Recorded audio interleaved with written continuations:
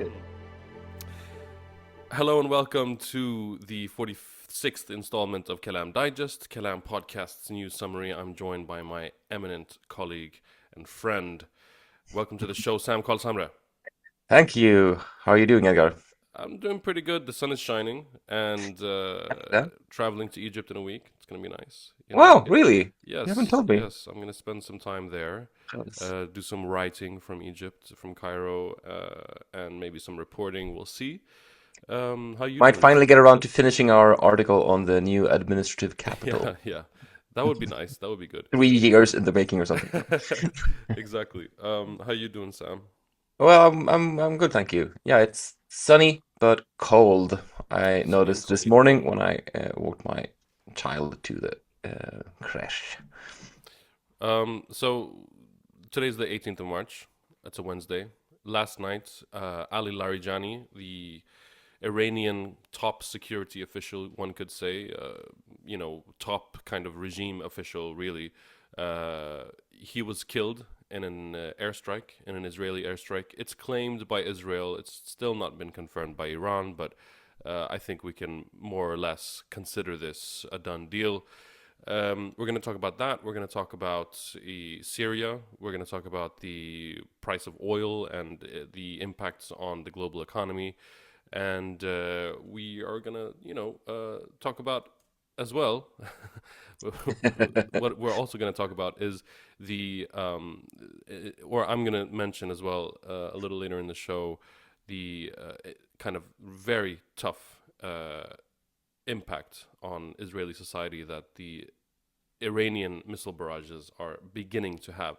Hmm. But if you do you want to take it away, Sam, because I think like this war in Iran that Trump and Netanyahu are prosecuting on their own, it seems, since no other country wants to step in to help them after Trump pleaded to the international community to come and help him.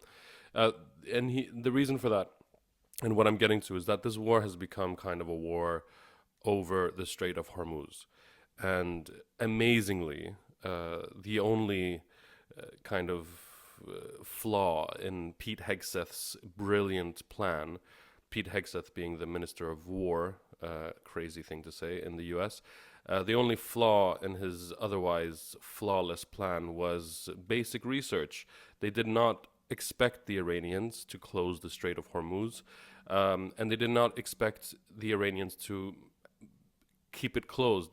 I mean, after they closed it, they didn't think that Iran could maintain the closure of the Strait of Hormuz. So, Sam, could you kind of tell us why this closure is significant and what its closure what its effects are on the global economy? Yeah, well, that is actually it's very funny you mentioned that because it's the obvious thing that Iran would do, right?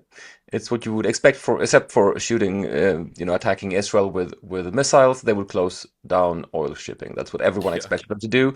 That's what every kind of, containment, war, game, strategy, pundit thinker person would like expect to happen. The first thing after you attack Iran is they're going to try to destroy the global economy by closing down the Strait of Hormuz, and they did, and it's having the foreseen effects already. Uh, but they might have been, as you mentioned, they might have been not expecting them to be able to close it for long, and that is also incredibly stupid if that's what they, yeah, were planning for, because drones are around, have been for a while. It's been their favorite, way of killing people randomly all over the Middle East since Obama's days, and that their enemies would also be able to build them is not, that shouldn't come as news. And even it's we're almost for a while now, it's been like, the great military powers are, very much superior to any conventional army. Look at Iraq, for example, in 2003. But it seems to me that we're shifting kind of back, perhaps, towards a situation in which certain kinds of asymmetrical warfare is kind of benefiting the weaker party. At least when you, as in this situation, you go for just creating chaos, which is what they've been very successful at doing as reprisal for the attacks on Iran. what we're looking at is, of course, the oil prices are going up. They're above $100 a barrel, on and off, which is a rise in 40% since before the war started. This is having already serious effects on the world economy. The Australian central bank has been the first out to raise their interest rates, which will, of course, slow down growth, etc.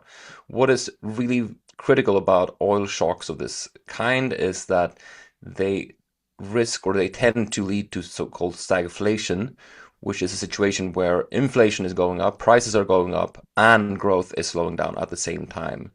Usually, the expected situation for an economy is that either prices are going up, you have inflation, or um, unemployment and unemployment is going up and growth is going down. But in this situation, it's similar to what you had in 1973, 1979 after the Iranian Revolution, is that you have kind of both bad things happening at the same time.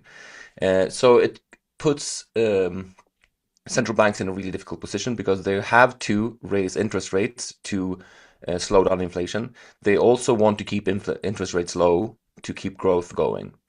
How exactly they're going to get out of this is, it's a difficult situation period, but it will have major effects on the world economy for a long time to come. Uh, what I've seen is something like the world can deal with another couple of weeks of war, perhaps, but if it goes on for longer than that, you will have an all-out kind of economic um, crisis and along the lines of 2008. Another let also me just very depressing, sorry. let me just add, stagflation is not to be confused with swagflation, which is when too many people get the same haircut as Drake. Please continue. Is this something from Twitter? I don't know.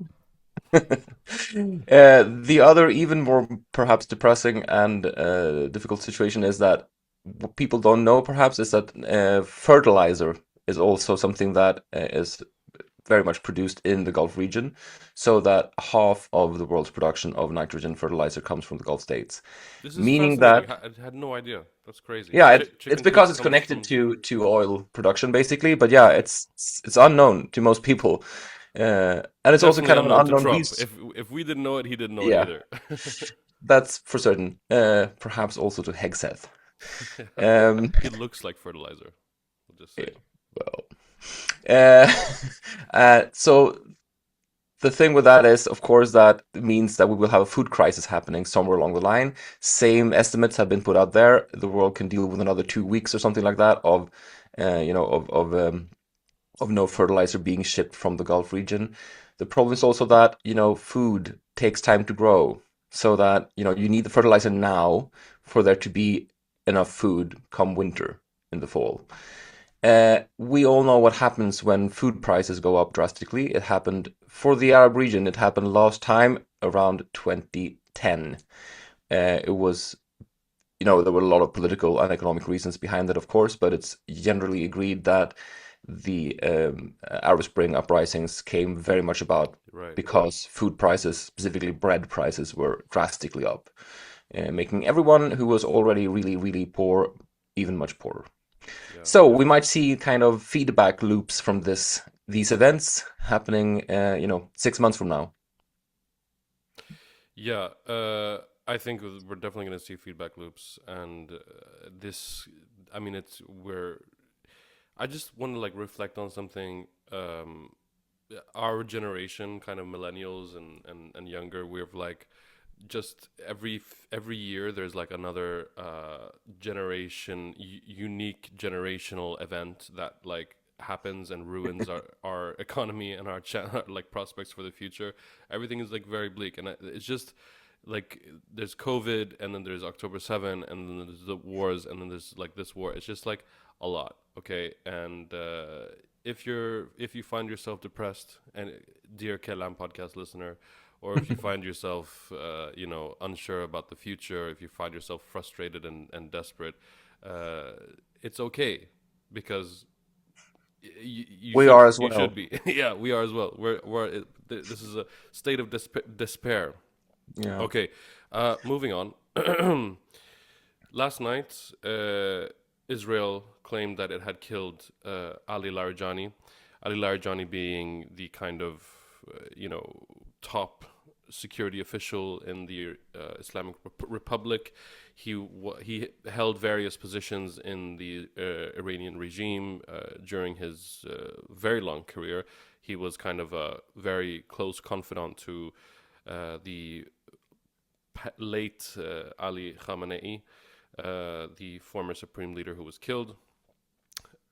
Ali Larijani being killed. Confused with the current supreme leader, Khamenei. Yeah, exactly.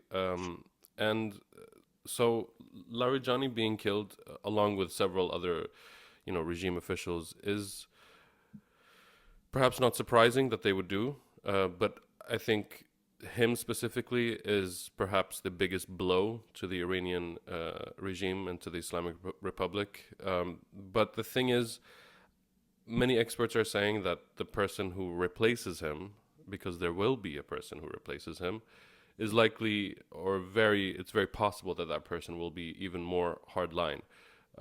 Larijani has been like kind of behind the scenes, being kind of like a puppet master in the Iranian regime, controlling a lot of things, like calling a lot of shots. And people have seen him in one way as a hardliner. I mean, he's accused of kind of orchestrating the massacres against protesters earlier this year. He's not a person that's very pro reform in the country, Mm. but he's also someone who kind of understands the West. Uh, if I'm not mistaken, he's like a doctor of philosophy. He wrote several books about like Kant, Immanuel Kant, I Yeah. think, which is kind Originally, of I think it was about like the mathematical philosophy of Kant or something. yeah, Wrote about Kripke, which is like yeah. this is impressive stuff. This It is is impressive stuff, and I mean usually considered, very difficult stuff even for philosophers. exactly, and It's- he's like running a sanctioned, some would call rogue state while writing dissertations about Kant, which is kind of yeah, impressive. Not that I have he's not a friend of the pod, but not a friend of the pod, but the pod is impressed. Let's say that. yeah, Uh, Ali Larijani did all this kind of stuff, and yeah, I say that to say that he understood the West, and he kind of understood how the West thinks, and he was a person that a lot of Western officials had met and did business with, not Mm. business, but like could negotiate with when it came to Iran's nuclear program, etc. I mean, when he was killed, lots of diplomats, including the Swedish diplomat Jan Eliasson, have been sort of uh, writing that he was someone that they met and that they could like that he understood. There was mutual kind of respect and understanding in these diplomatic meetings, Yeah. and the reaction from most sort of serious experts is like this could be really bad in the future, because he represented a kind of a not a great organization and government, but he in that organization he was someone that could be kind of like dealt with or something. He And could. it's also what we've been talking about before, of course. If you want to do deals with someone, you shouldn't kill the people who Yeah, you're negotiating with. It doesn't, of course, our side, quote unquote, doesn't like him or didn't like him or, thought he was a horrible person. That's not the point. The point is, diplomacy is about reaching deals with people you fundamentally disagree with. So yeah, killing them is not a great idea. And when you kill them saying, "Oh, but it was a bad guy," it's like not really answering the question. yeah. I mean, uh, that's the thing. Israel has a habit of killing the mediators and then saying there's no one to mediate with, Yeah, which is not. Yeah, it's just something that's not really done. You don't kill diplomats unless you yeah. dehumanize them, which the U.S. and Israel is in the habit of doing. Um, but yeah, I think that yeah, and then like the reaction from conservatives uh, all over has mostly been like, "Fuck you, suck my dick. He was an asshole. It's good that we kill him. Like, let's just kill them all. Yeah, Just nuke Tehran. It'll be fine." Which yeah. is it's just like yeah. I mean, I'm not. It's I like if some random guy says, "Yay, I hope they killed Netanyahu." That's fine, people might, or it's fine to be of that opinion, but the world global community is supposed to say, regardless of what you think of this guy, he is a head of state. yeah, Shouldn't just murder them. That's not the way you do things. yeah. I And mean, it's not if about saying that you love everyone or you respect even everyone or that you support everyone you don't want to see murdered. I mean, yeah, it's just not a great way of doing business. And I mean, I think it would be fine even if you, Edgar, said like, "Yay, Netanyahu is killed." That's a good thing, or I like that. Maybe it's a bad thing to say, but it's okay. People, civilians can have all kinds of opinions on yeah, people, but governments should uh, should denounce such an act in by principle, not yeah, because they necessarily like the guy. yeah. But I mean, that's the thing. Like this, like post World War II order is just kind of evaporating, or is being bombed away. More like is the metaphor. Because I mean, it just doesn't exist if the rules don't apply to everyone and in all situations. Yeah. So that's really bad. But on the other Nothing hand, new. yeah, I mean, Iran is continuously being hit. Civilians are being killed. Lebanon is continuously being hit. Civilians are being killed. Close, like upwards of 1 million almost Lebanese are have become internal refugees displaced within Lebanon. Um, and in Iran, the figure. I mean, there's like more than 1,000 people have been killed, civilians. That figure is likely to rise. On the other hand, you know, Netanyahu and Trump already in June of last year said that after the 12-day war that they had completely destroyed Iran's missile capabilities and destroyed their nuclear program. Obviously, that was a lie then, and we knew that. But it's just Yeah. kind of ridiculous for them to say that and then start a whole new war, which whose explicit purpose is to destroy the missile system, the missile program, and the nuclear program again. And they're not. I mean, it's like the two biggest, most badass, militaries in the world, but they're not managing to do it since Iran keeps sending missiles into Israel every day. Yeah. And last night was a particularly successful night. If from the Iranian perspective, they hit Tel Aviv railway station, and they hit an area outside of Tel Aviv called Ramat Gan, which is coincidentally where Avi Shleim grew up. Oh, Shout out, friend of the pod, and they killed an elderly couple, and many others were injured. Houses were hit. I mean, this is not great for Israel, obviously. Like, their economy is not doing great either, obviously, since every few hours everyone has to run into bunkers. yeah. So, I don't know. It's just looking increasingly pathetic for Trump and Netanyahu, even though, of course, they could probably just, turn it into a Gaza, but that would take a while because Iran is pretty big. But before they do It's that, to turn all of it into Gaza. Yeah, I mean, they are already murdering, killing thousands of people. They're yeah, great at doing that, but they will not be able to, quote unquote, win this war in the way that they promised their supporters, yeah, which I think will hit them really badly. Uh, Israel, of course, loves its wars, especially in this day and age. But even there, I mean, as you mentioned, no one likes being killed. No one likes being yeah, bombed. I mean, and uh, they are very used to the idea of war. A war for Israel is everyone else dying and Israel basically taking no casualties. yeah, And this is not, that's kind of what they promise their voters as well. That's what Netanyahu promises.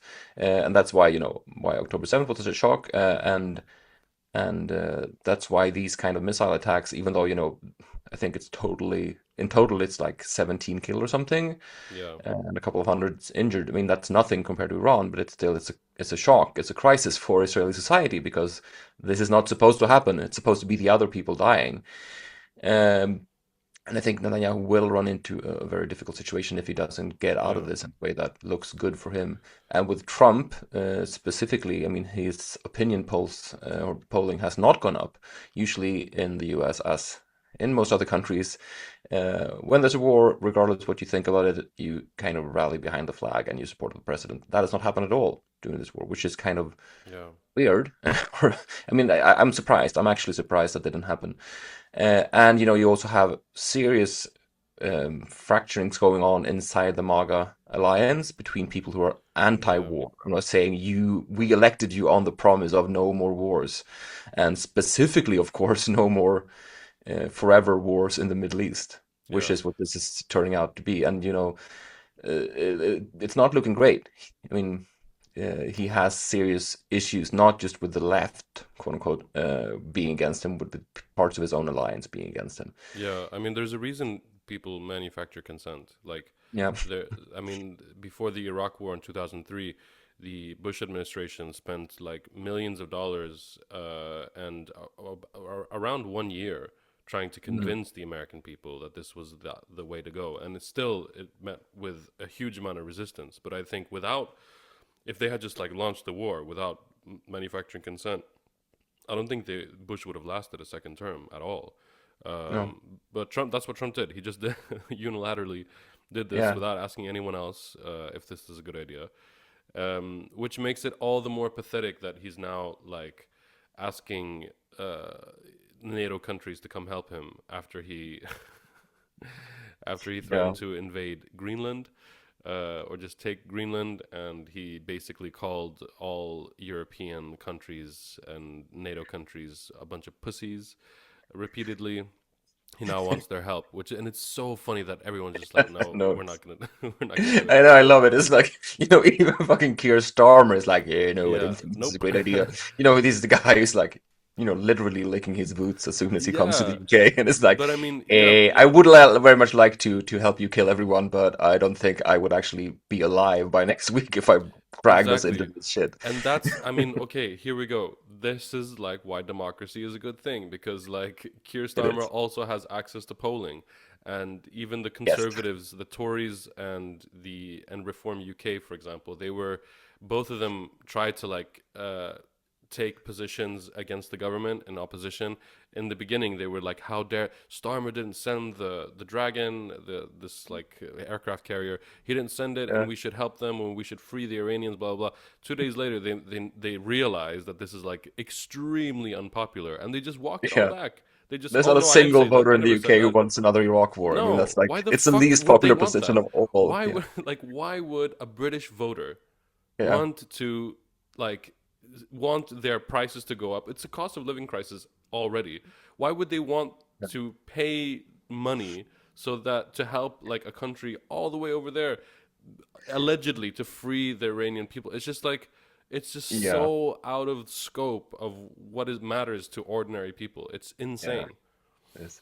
I mean, I think, yeah, you're totally right. And I think it's kind of funny when Trump says this also, like, yeah, I realize that's what NATO is all about after all, like me helping them not helping me. It's like, Yeah, well, I mean, and totally. I am very much against NATO on principle and in practice on all, for all kinds of reasons. But it is written in the charter that this is a defensive alliance, right?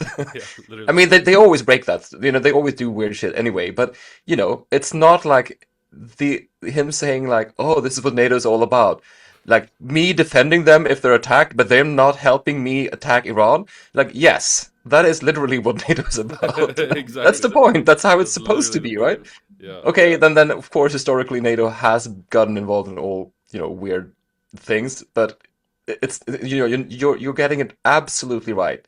That's what's supposed to happen. Not NATO coming to the Middle East to kill people, but NATO staying in Europe to defend Europe. Yeah. Yes.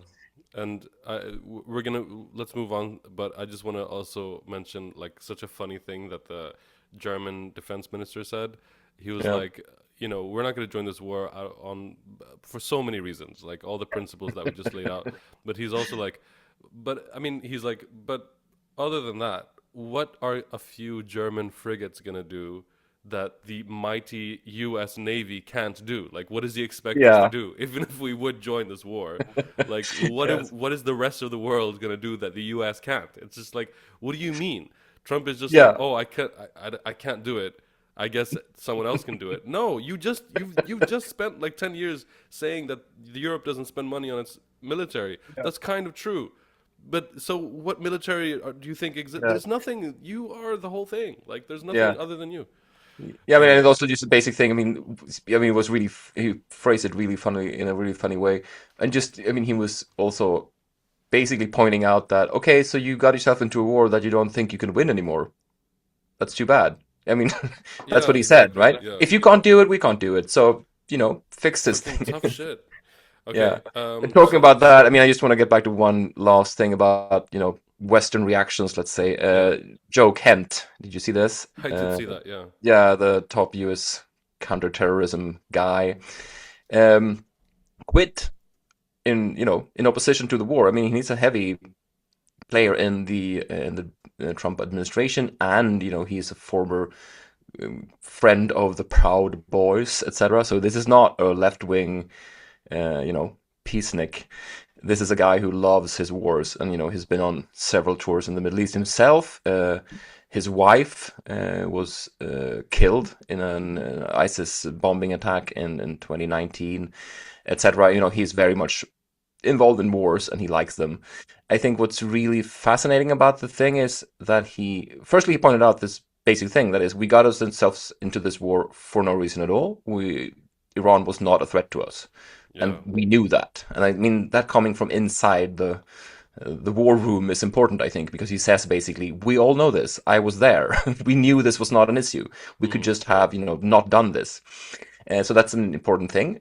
Secondly, is both in a good and a horrible way. It's an example of kind of anti-Israel sentiment in the U.S. right. Yeah. Firstly, in the good way, let's say that he rightly, I think, points out that this was a war that Israel wanted, and they managed to talk the Americans into it, and that's shit. We should have an independent foreign policy and an independent security policy, and I mean that's totally correct. every way, I think the U.S. does not benefit from this. Israel benefits massively if they Yeah. succeed. Um, but the second, more kind of unnerving thing here is he kind of he gives up this very very heavy kind of old school anti-Semitic stereotype lingo.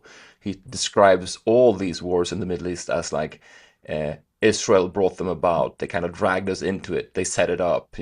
He says his Manipulating the media, wife, etc. yeah, they manipulated the media, and then his wife. He says he claims in this resignation letter was killed in a war that Israel started or something like that, Yeah. which is supposedly then the Syrian civil war, I guess, which is or Yeah. ISIS even. And this whole lingo is it's so close to actually surfacing now. A right wing strong right wing current in the US saying we should drop Israel because, you know, Yeah. because Jewish conspiracy, Yeah. basically. Yeah. Yeah. Totally. And And I there's think. parts of it that is true. There's part of it that is true. I mean, the Israel is really, really bad for the US standing in the world. They should kind of distance themselves from it. But from that to kind of the right wing, uh, Zog uh, Yeah.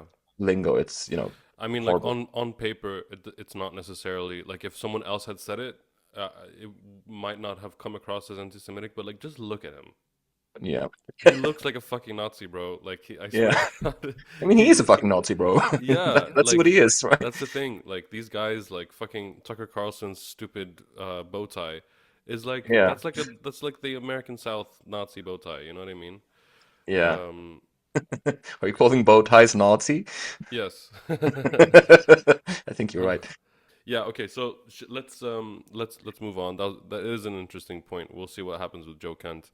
Also kind of a Nazi name. I'm sorry. Okay. Moving on. Uh, what's going on in Syria, Sam? There are a lot. I mean, Syria is kind Yeah. of like sandwiched between Iran and Israel alongside Iraq. Also, maybe mention what's going on in Iraq for these these countries that are ostensibly like not a part of the war, but it's kind of hard for them to stay out, and it looks maybe like they'll be dragged into it, even though both countries' central governments, at least, don't want to be a part of it. So, yeah, what's going on in Syria and Iraq, Sam? Yeah, with Iraq, I think it's just, you have these maps going around Al Jazeera, make really great, infographics, etc. But it's very, it was an Iraqi comedian also, I think, on Iraqi TV making this joke about like, yay, everyone's involved in this war, everyone's getting shot at, that's great. We feel like really seen in this because we always get shot at the most. Yeah. But we are also the only country in this war being attacked by both sides. It's like the Iranians are trying to kill us and the Americans. Oh my god. And it's actually, if you look at the map, like every country has this little colored dot saying like, whose side are you, which side are you involved on in this war? And it's Yeah. like, Iraq is the only one with two dots. Like, you're on both sides. Yeah, and there's these Which, of course, hilarious, there's this video, hilarious videos of guys just like sitting smoking shisha in Baghdad and yeah. just like watching drones like like whiz past their heads. Yeah, and they're just like, all right, it's just a Tuesday, Ramadan Yeah, I Kareem. know. Yeah. It's crazy. Yeah, yeah. Well, it's depressing. I mean, sorry. Shout out to all Iraqis out there. You're not having a Yeah, great time. But yeah, moving on to Syria. Fascinatingly, Syria is kind of the opposite at the moment. They're staying out of everything, and I think yeah, it's for good reason. Not just because it's great to not be bombed, but also like you don't have to support the current regime's kind of long-term political projects. To see that they're trying to achieve something that they're doing pretty well at the moment, which is like not making, not coming across as the actual enemy of anyone, which is really a new thing for Syria. But they're not even kind of attacking Iranian assets at the moment. They don't seem to be kind of trying to take the chance to kind of get rid of the last remnants of whatever Iran has in Syria, but they're kind of keeping calm mostly. Uh, and they're getting, handsomely rewarded for that, I think. Israel has kind of stopped bombing them, which is, news. Turkey is kind of, on their side as always. Even the Kurdish self-rule seems to be kind of on board with this integration plan thing at the moment. mm, Not because they would want to necessarily, but they seem to be accepting that as what's going to happen. yeah, The big thing that's happening with Syria is that they are trying to contain the Lebanon war, which is, it's a yeah, Lebanon war now as well. It's not a war in Iran, it's also a specific war in Lebanon. And they're amassing kind of government forces on the border with Lebanon, which is,